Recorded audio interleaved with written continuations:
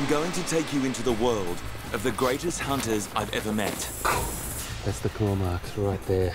The San tribe are masters of the desert. They're charging, they're charging. Keep it rolling if you can. Tracking their prey for miles. Killing with poison arrows. Yeah, my heart rate's up. My heart rate's up.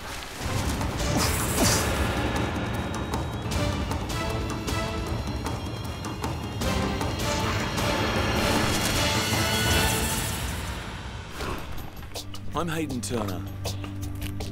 As a zookeeper, I've cared for lots of large African animals. But today, I'm with the San tribe in the Kalahari Desert, and they're hunting them. Here, wildlife is food, not a zoo exhibit. As hunters, these men's knowledge of animal behaviour here is the best on the planet. They have tracked and hunted animals in this African desert for around 60,000 years. They use arrows tipped with heart-stopping poison to kill their prey. I've got a lot to learn. This is absolutely relentless. It's difficult to put into words what's happening right now. We've been walking since 6 o'clock this morning. It's now about 1:30 through this incredible heat. Baking earth, acacia thorns throughout your body. My skin feels like it's actually melting off. And you're constantly getting caught on stuff. The men just do it with such ease. At the moment, that water right there looks tasty to me. Today, 5 of the best hunters from the village are taking me under their wing. They are led by Ngao, an elder with over 50 years of hunting experience. Ngao, now in his late 60s, has studied animals nearly all his life. This desert is his teacher and classroom. Also on the hunt are Touche, Toma, Ao, and Neishi. Their village has 29 mouths to feed, and they haven't eaten meat for 6 days. This hunt is not for sport. These men kill for food. We've picked up the tracks, also known as spoor, of a small antelope. It's a duiker. There are over 15 species of duiker in Africa, and all are armed with super sensors, oversized ears that provide exceptionally good hearing, and a brilliant sense of smell. The duiker will be a seriously hard target to track. Tracking can be broken down into 3 main sections: simple tracking, systematic tracking, and speculative tracking. Simple tracking is the sort of thing I can do. Follow an animal's tracks to a waterhole or something like that. Systematic tracking is a little bit more difficult. You have to know a bit about the animal's behaviour and tracks and signs, symbols that they've left throughout the bush. But speculative tracking is when you come up with a plan or a hypothesis or a storyline, and that's what these men are so knowledgeable about. The men visualize the movements of the animal we're hunting to predict its behavior. They are virtually becoming the animal. I'm in Namibia, Southwest Africa, in the Kalahari. Here, desert dominates the landscape. The Kalahari Desert covers an area about half the size of Mexico, just under 1 million square kilometres. The San people use 2 unique languages, one for village and family life,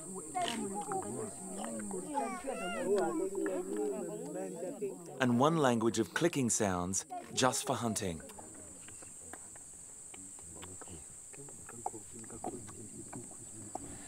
You can hear the language that the men are using. Their language.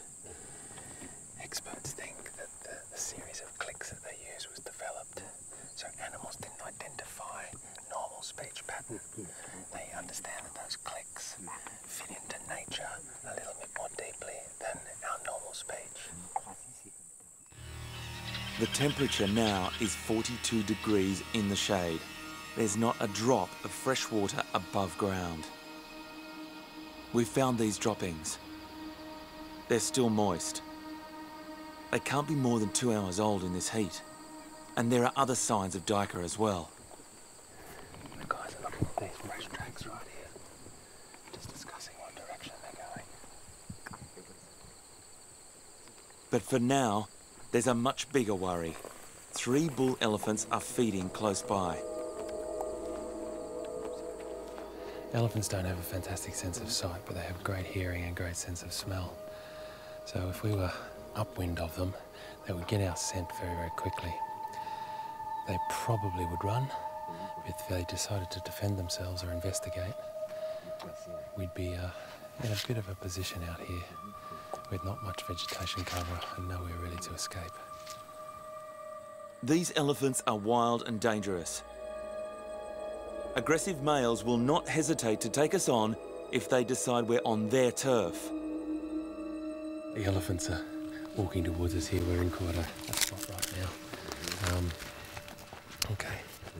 Touche bravely stands his ground and tries to divert the charging elephants. They're charging. They're charging. Keep it rolling if you can. Elephants can run at about 30 kilometres an hour. They're going to be on top of us in about 20 seconds.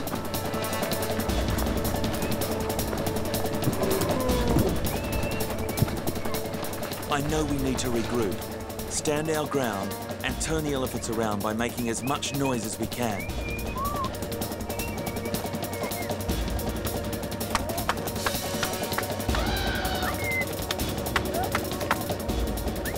There's no time for second chances. We have to do it right and do it now.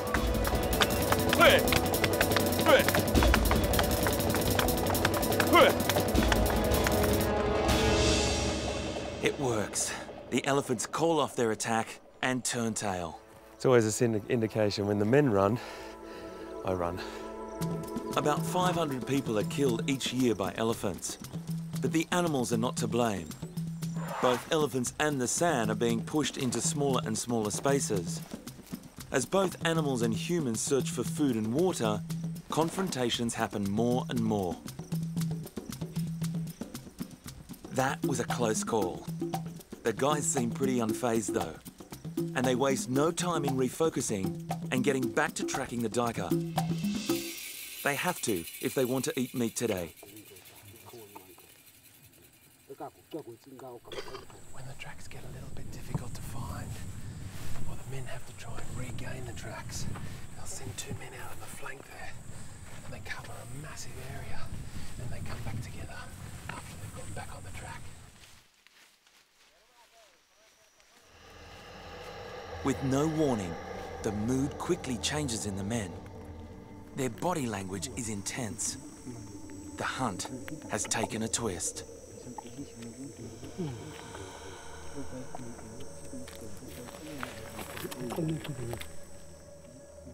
Leopard is killed. My gosh, a leopard. Gosh, I've got goosebumps. Whew. We are right on the spot where a leopard has made a kill.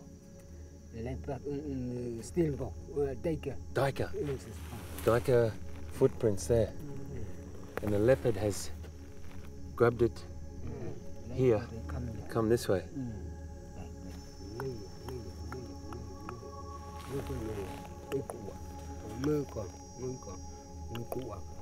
Look at this fur here. There's a little bit of fur just here. Right there. Right there. And then it's dragged it through here. Oh, wow. Wow, wow, wow. Ah, yeah. So exactly what a leopard would do.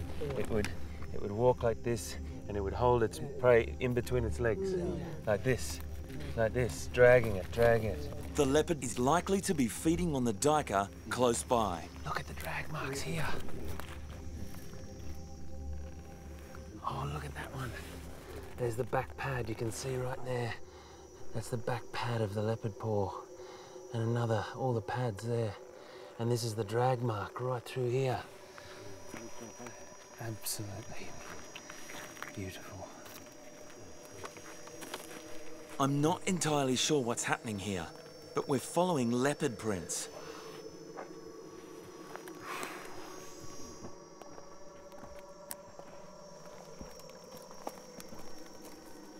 Oh wow, my heart is racing. This is fresh. I feel like I'm in a battle of apex predators. Me and the men versus a big cat. The winner gets to eat tonight. Not a situation I ever imagined myself getting into. And this is Fur. And this is the opportunistic behaviour of the sun. If something comes into their path, they will just follow it.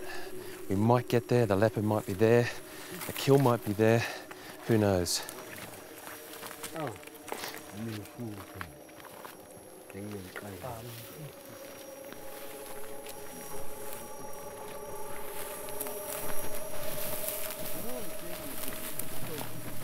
Look at that.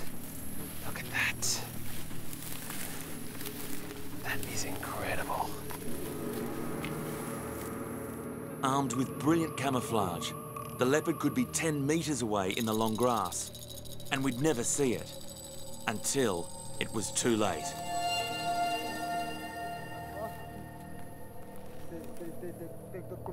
Toma wants to move the duiker carcass onto open ground, so if the leopard does attack, we have a chance of seeing it coming and defending ourselves. And I have to tell you now, yeah, my heart rate's up. My heart rate's up.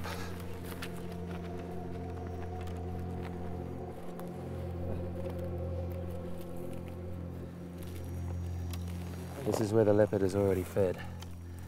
It's taken out the chest and it's eaten, look at that, straight through those ribs. The power that's gone straight for the heart and all those really, really nutritious organs. And then it's stashed it in the bush to come back later. That's what we've got to keep an eye out on.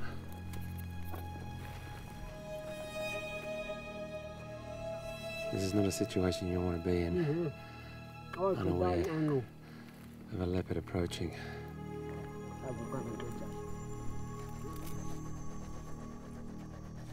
These people rely off their environment. This is a classic indicator of predator versus predator.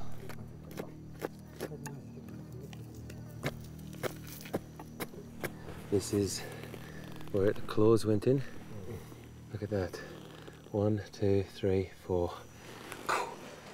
That's the claw marks right there, where the animal's been held. It's grabbed the animal by the throat with its mouth, and its claws have come around the back of the animal right there. Similar in body mass to a goat, this 15-kilogram carcass will provide around 9 kgs of meat. Enough to feed 18 people. It'll yield a much-needed 1,000 calories and over 100 grams of protein per portion. Right now, we need to eat enough to fuel our 3-hour walk back to the village. Liver. Okay.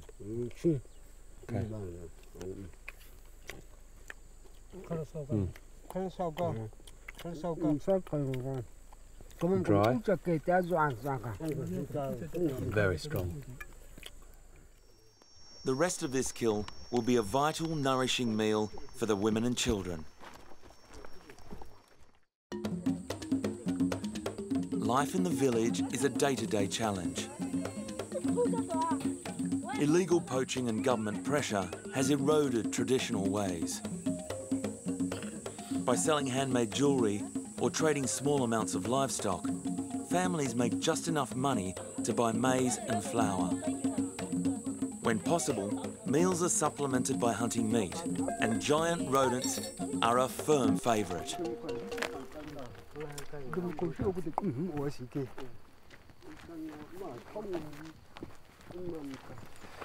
It's like they've got their tracking radar on.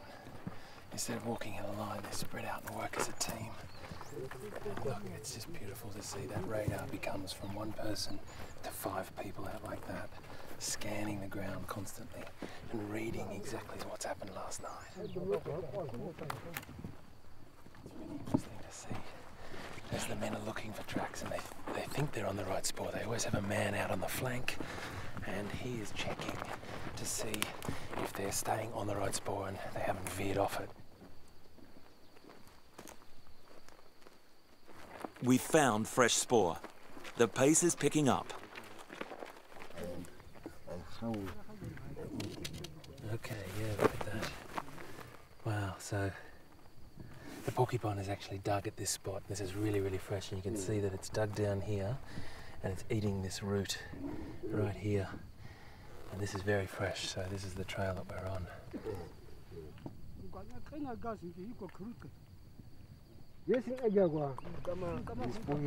Porcupine here. Okay. So we've come to this clump of vegetation here, and there's porcupine burrows all the way around, but the men are looking for the freshest tracks into one of the burrows. We'll only have enough energy in this 45-degree heat to dig 1 or 2 burrows out. There is no room for guesswork. We've just come to the other side now. Porcupines have several entrances to the burrow so they can have a quick escape, but the men have blocked some, but this seems to be the one that's going to fit us. Well, him anyway. Porcupines are the largest rodent in Africa. They're nocturnal and weigh up to 30 kilograms. Their underground burrows are like secure bunkers, hard to breach, with a secure central sleeping area and multiple escape routes. The only way to find the porcupine is for Toma to go into the burrow. Toma is a shy, quietly spoken man. What he lacks in conversation, he makes up for in bravery. Because he is the chosen tunnel guy. Personally, I can't believe that someone has the guts to go in there, in the dark. If Toma gets too close to the porcupine, chances are it will be super aggressive. It'll thrust its rear end in his face, stab Toma in the eyes with its spines, and potentially blind him.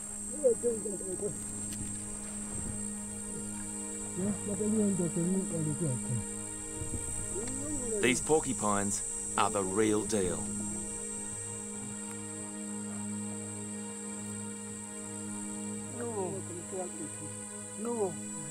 I'm just using the night vision on this little camera because I can't physically actually fit down this hole, and I can just see his feet at the moment. He's gone probably about 4 meters, 5 meters in. Toma is totally in the dark down there. If he gets nailed by the porcupine, he'll definitely be on the losing side. And we are hundreds of kilometers from the nearest medical help. Coming back.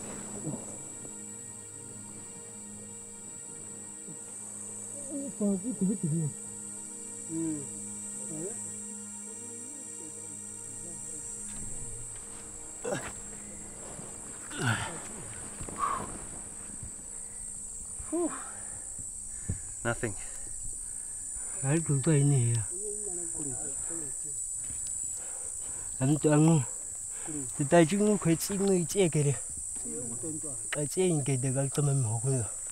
So he's actually seen the porcupine, and now everyone's discussing it. Everyone's got an opinion and input to this. They're making a plan, a strategy. It's all about safety because these are incredibly dangerous and no one wants Ngoma to get a spine in his face. Ngao and Ao decide it's too risky for Toma in there.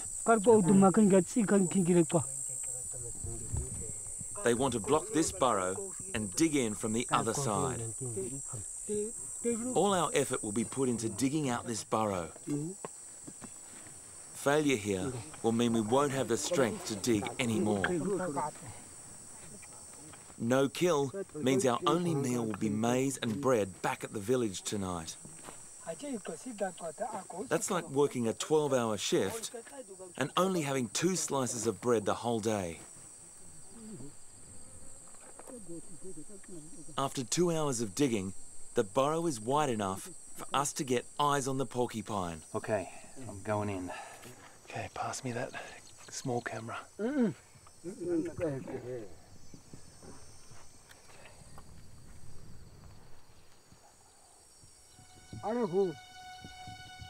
These are incredibly dangerous, and that's why there's so much strategy. He's just moving. I'm going to be very gentle. Turn this around right now, and you can see how close the porcupine actually is. There he is right there. You can see his eye looking at me. At any point, this porcupine could come flying out of here at me. This is not a position I really want to be in for too much longer. I'm out of here. I step aside to let the professionals in.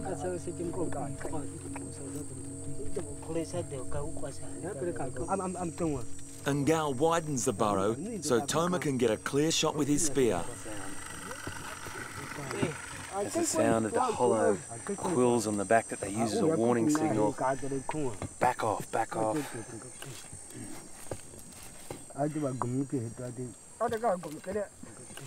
The kill isn't straightforward. We thought it was just one porcupine in the burrow, but it's 2 for 1. What Toma actually saw from the other burrow was 2 porcupines really close together, which means double the danger here. Their spines are layered and act like a shield. To get maximum penetration, Toma must feed the spear between the spines, then push down hard to make the kill.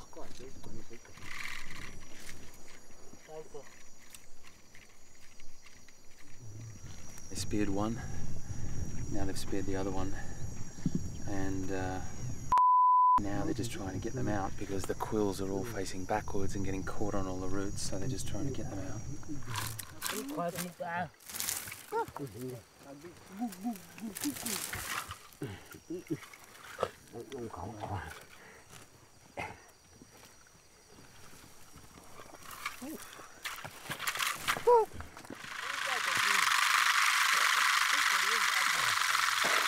The nerve endings are still active in the porcupine, and even after death, it warns us of its weapons.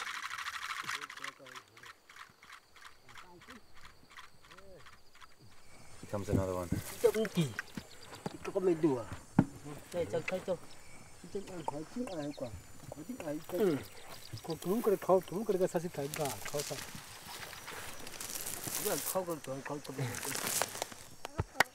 The desert has provided meat for us.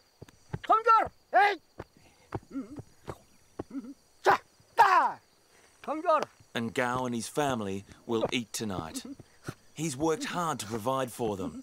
He's proud and he's happy.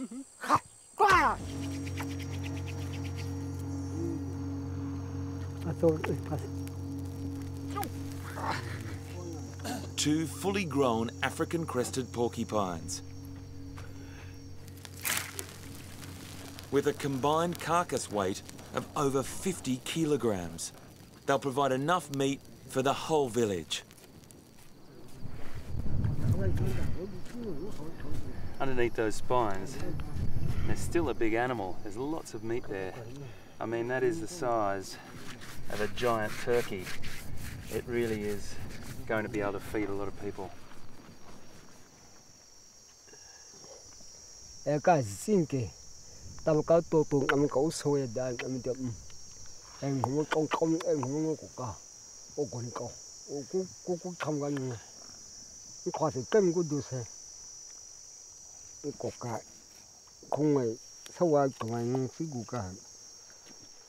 This porcupine fat will give us around 1,800 calories for each hand-sized chunk we eat, which our bodies will convert into a huge amount of energy.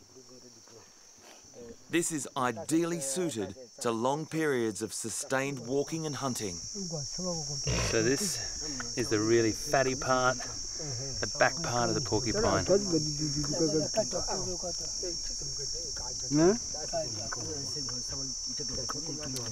It tastes good. It tastes like a pork rib or something like that, with a bit of a rodent aftertaste. Porcupines are plentiful, But endless poaching and the illegal bushmeat trade are robbing other essential food sources from the Sand people.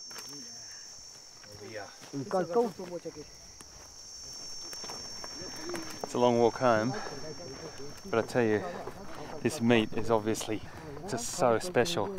6 hours of digging and hunting, and look what they've got.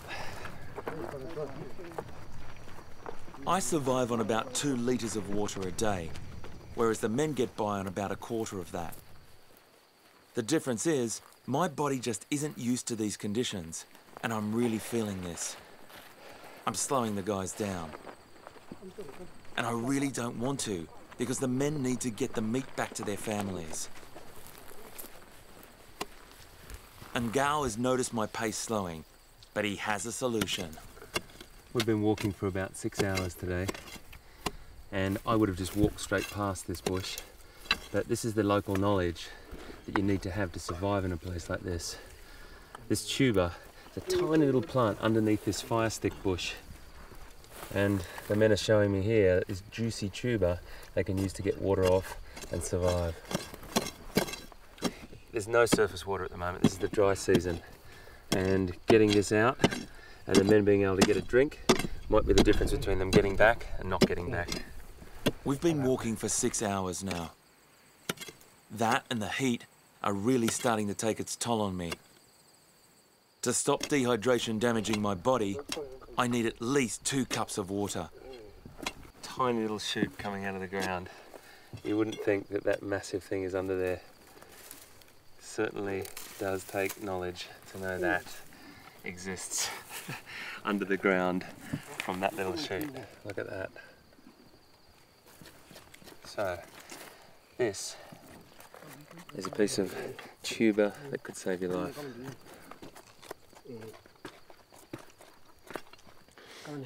Tastes a little bit like a raw parsnip or root vegetable. It's got a really bitter aftertaste, but really juicy, and lots of moisture in there.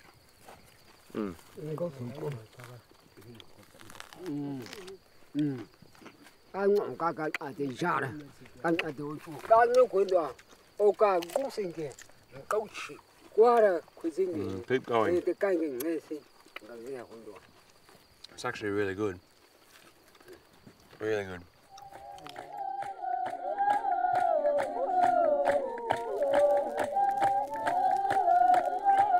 It's been one of the longest days of my life, and in all honesty, I'm dead on my feet. This desert village and its magical people make me feel very small on this earth. It feels like 60,000 years of mankind still lives on with the Sand people. I get the feeling tomorrow is going to be another eye-opening day for me. Before today's hunt, Ngao wants to show me how his ancestors taught him how to use poison to kill in the Kalahari. Ngao extracts grubs of the Lebestina beetle from their hard casing. These grubs are highly poisonous. It's this poison that the hunters use to give their arrows a deadly dose. The chemical name is diamphitoxin.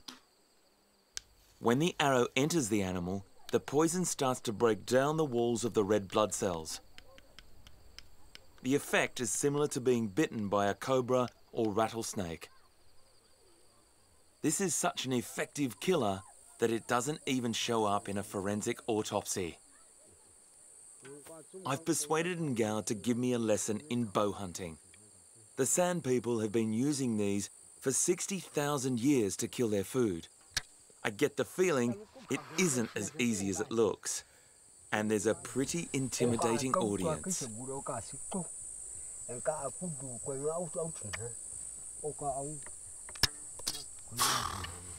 Not like this, but halfway. Okay.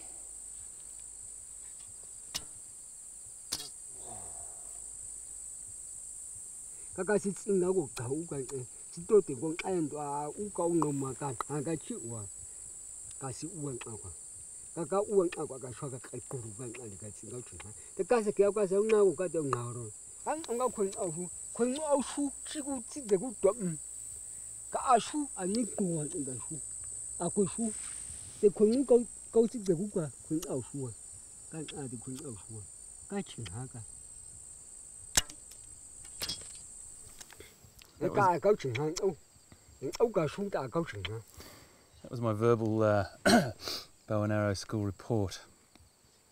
Seems I'm doing all right, but I need a few pointers. And your knees seem to get in the way if I was the way I was sitting.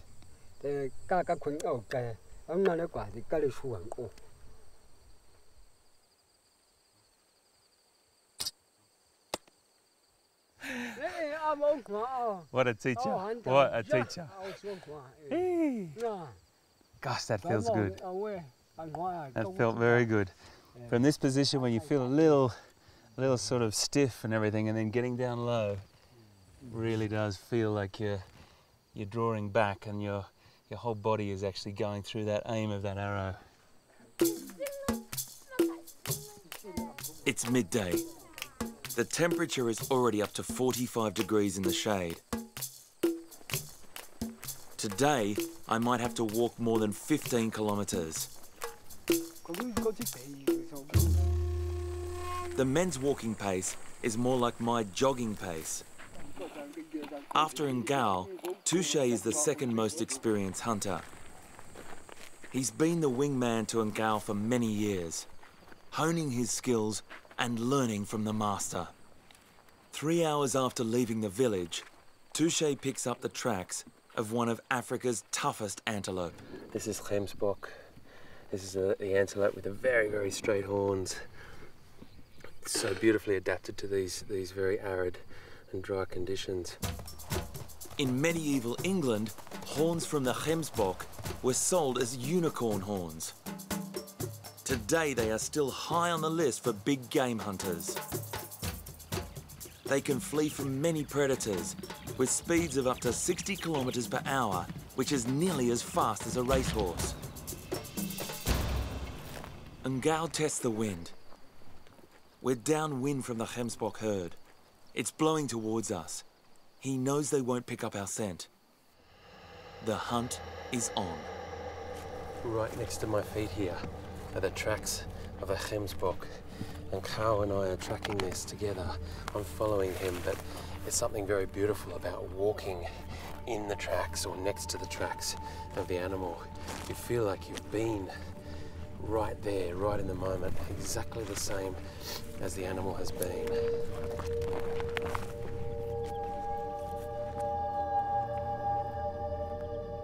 The wind is in our favour, and we've had rain last night, and it's obliterated all the old tracks. So the ones we're on now are really fresh.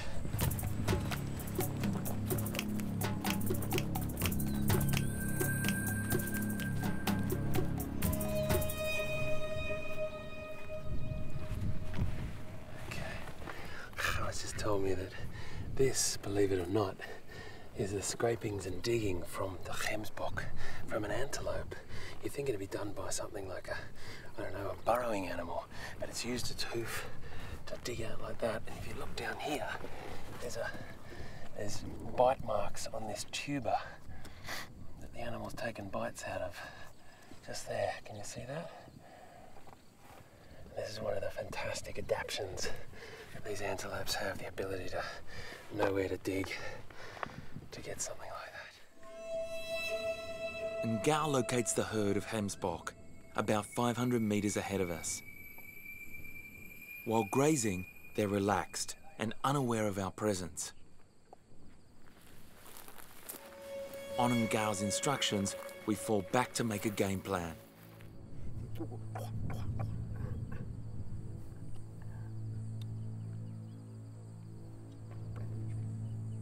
We will only get one shot with one arrow. If we spook the herd, the hunt is over. The pressure on us to provide for the village is massive. I'm pretty nervous about this hunt. This would be such a great catch for the men. I don't want to mess it up for them.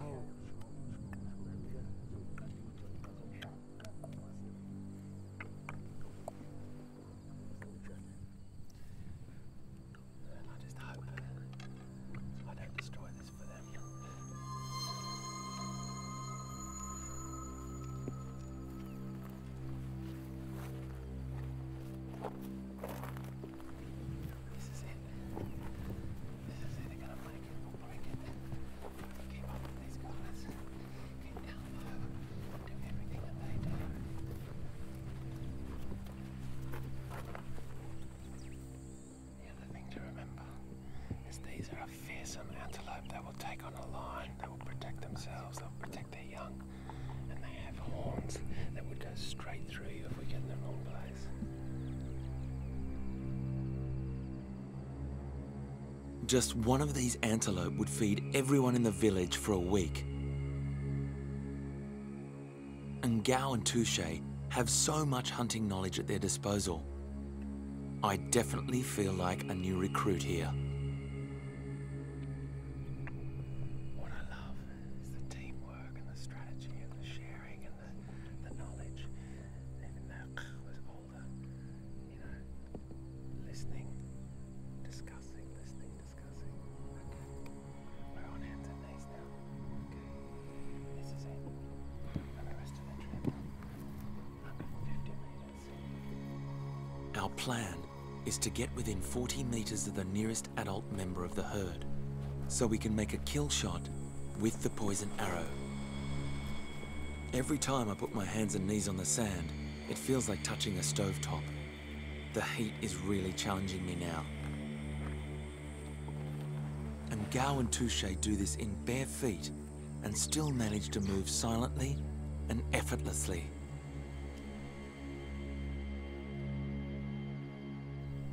Cow has been sitting over there for about 10 minutes now, just observing, watching, whether they're comfortable, whether they've picked up the scent of anything, whether they're on the move, whether they're ready just to stay there. So many different things. And it's just all this absorption of animal behaviour and why these men are the best in the world. African antelopes have brilliant hearing to detect predators. Right now, we're the predators, and we have to be so careful not to blow our cover. And Gao decides this is it. It's time to make our final approach and take our one and only shot. Something is spooking the herd. Agonizingly, they bolt.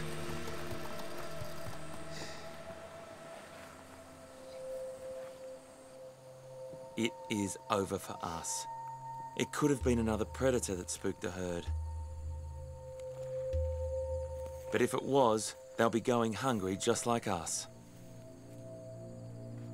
I feel an epic sense of failure. 5 hours, crawling on my belly, burning my skin, and the heat sucking the life out of me. I'm tired and frustrated. I know the men wanted to bring home some meat tonight.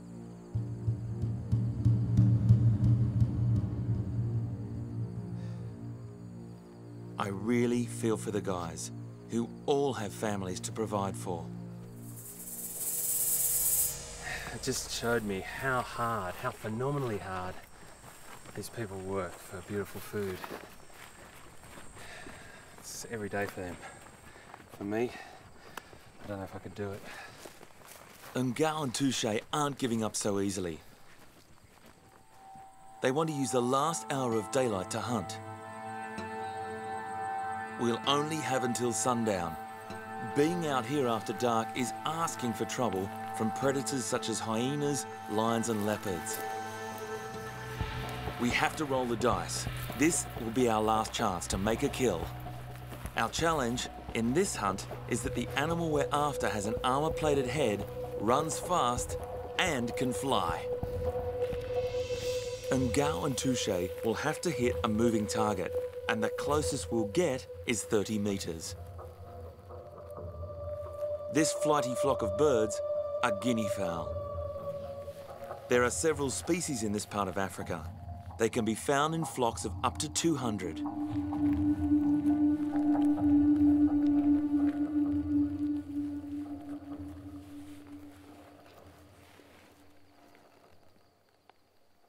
And Gao gets a shot away. But the birds are spooked. Guinea fowl aren't built for sustained flight. Flying is their last option. Instead, they run and use their camouflage to hide.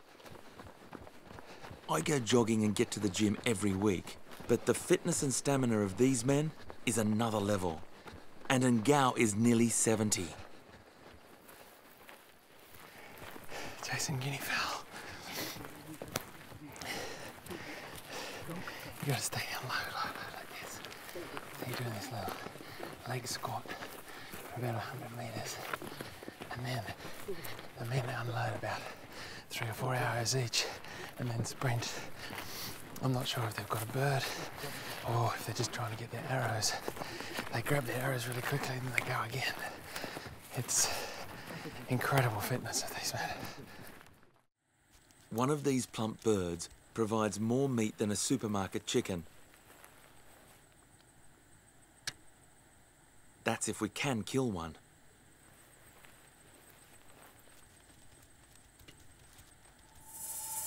And Gao and Touche work as a sniper team, taking it in turns to be the spotter, one shooting as the other one reloads. All in perfect silence. Unlike army snipers though, our ammunition, the poison arrows, are not expendable, and each one must be retrieved and, if possible, mended.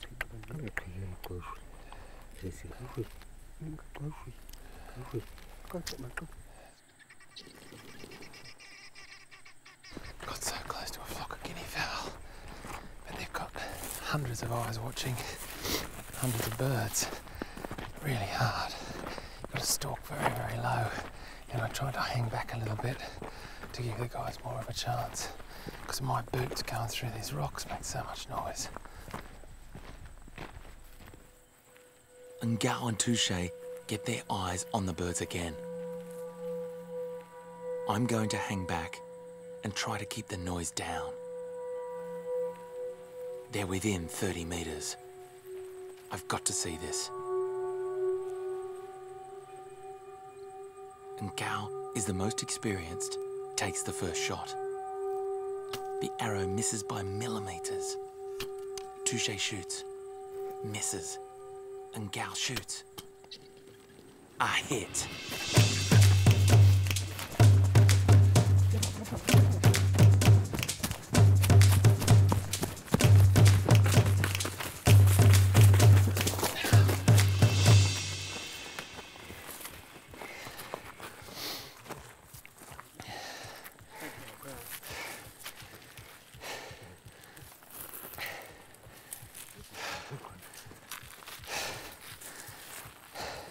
Unbelievable. The guys are interested in finding the really important part of the arrow. I'm trying to bring my heart rate down. A perfect shot, straight through the chest cavity. Some cow is showing me a perfect example here of how the arrow works. The arrow is broken off at exactly the right point. It's broken off just there at that link shaft, exactly as it's been designed to. The poison takes effect and the bird dies. Guinea fowl are very, very plentiful around here. It's called a helmeted guinea fowl. You can see by that really wonderful structure on its head there. Good food, yeah? Yeah. Yeah.